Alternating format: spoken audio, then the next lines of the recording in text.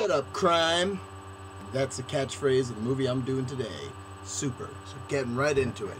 This movie tells the story of Rainn Wilson, and his name is Frank, and he's this religious, crazy, he has a crappy job, and he loses the one thing he loves in his life, his wife, and he finds out that his wife gets taken away by Jacques, who's actually, I think his name is supposed to be Jacques, like French, you know, but I think it's a play on words, supposed to be like a jock, which is pretty clever, and he's played by Kevin Bacon, who's really good as a villain.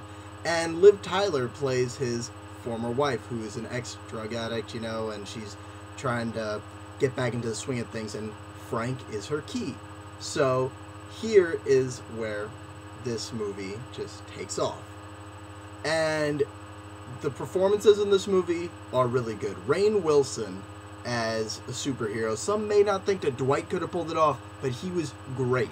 Really believable. And Ellen Page, who comes in about like a third of the way through the movie, you know, trying to be his buddy, and then sort of turns into maybe a sidekick or something, who knows. And she is unbelievably good. Like, watching this movie, I was just like, whoa. Like, she is best crazy performance I've ever seen. This movie, it gives actors just that freedom just to be like, whoo, just like pure out nuts, and they nail it. Just nail it, nail it, nail it. And now to get into the direction. Direction is from, his name is James Gunn, I believe, and he was involved in Trauma film. And no one here is familiar with that, but those are the Toxic Avenger. They did a movie called Poultry Guys, and just their whole philosophy is, here's $10, we'll make a movie, it'll be violent, it'll be bloody, and it'll look shitty, and it'll be awesome. That's their philosophy for movies. And with this movie, this, by the way, it's being advertised as a comedy, and it is very funny, but this is definitely to be noted as a dramedy. There are moments where you will be laughing so hard you'll be in tears.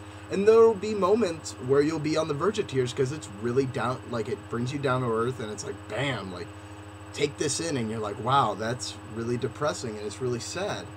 But this movie, by no means, isn't realistic. And I had a hard time deciding how to really describe this movie, because I wouldn't say it's realistic, because the violence is just so exaggerated. But everything else, like when they're working, watching TV, vegging out, you know, whatever, it feels real. So the best word I thought to describe it was, this movie is raw. Like, the violence, it's bloody, and it's kick-ass. And that brings me to my next thing that I want to say about comparing this to Kick-Ass.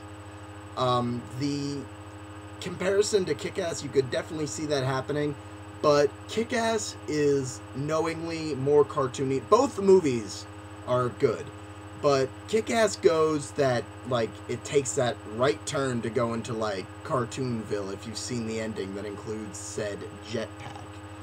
But, now, to get to the end of this review, this movie, I'm gonna give it the rating of amazing.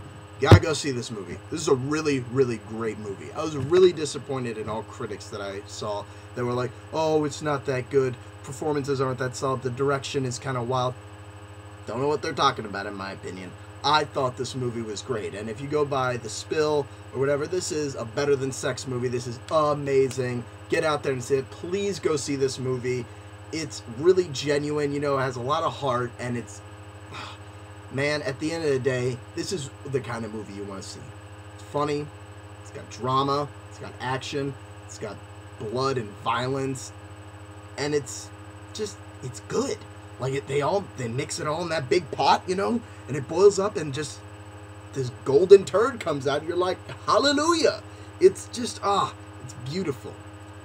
And one more thing I want to say, before I get to the end of this, there's some great cameos in this. Nathan Fillion comes in as a Jesus superhero, and he's hilarious. Lloyd Kaufman, the original, the OG from Trauma film, comes in as a guy going, yeah, just complaining for a second, and it's hilarious. And a great thing that I didn't even notice till the credits, God, the voice of God, yes, God comes into play in this movie, is voiced by Rob Zombie.